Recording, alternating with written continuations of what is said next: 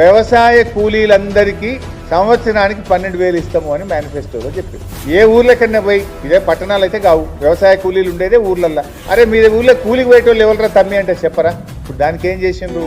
గ్రామ ప్రజలకు సంబంధమే లేదు, గ్రామంలో దరఖాస్తే తీసుకోలేదు. హైదరాబాద్ లో పంచాయతీరాజ్ కమిషనర్ ఆఫీస్కి వెళ్ళి ఉపాధి హామీలో ఎందరు పనిచేస్తారో లిస్టు తెప్పించుకున్నారు. ఎంతమంది పనిచేస్తారు ఉపాధి హామీలు అంటే?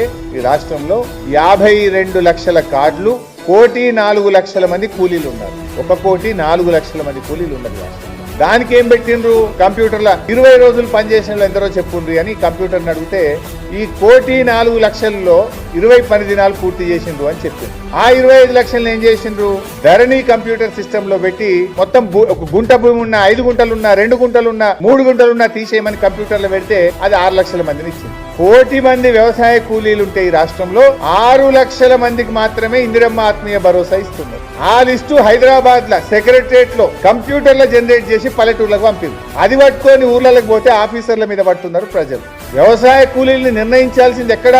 గ్రామంలో, గ్రామ సభలో నిర్ణయించు, రచ్చబండ దగ్గర నిర్ణయించు, గ్రామ ప్రజల్లో ఎవరు కూలికి పోతున్నారో అడిగి మీరు నిర్ణయించండి. కానీ కంప్యూటర్లో మీరు ఉపాధి హామీ కూలీలను తీసుకొని అలా 20 పని దినాలు పెట్టి గుంట భూమి నుండి కూడా తీసేస్తా అంటే అది 1,00,000 మందికి వెళ్ళి 6 లక్షల మందికి వచ్చింది. అంటే నువ్వు ఇచ్చేది 6 పైసలు, ఎగబెట్టేది 94 పైసలు. 94% మందికి ఎగబెడుతున్నావు. 6 పైసలకి ఇచ్చిగా నేను పథకం అమలు చేసిన అంటే నువ్వు పేదలకు మేలు చేస్తున్నట్ట, మోసం చేస్తున్నట్ట?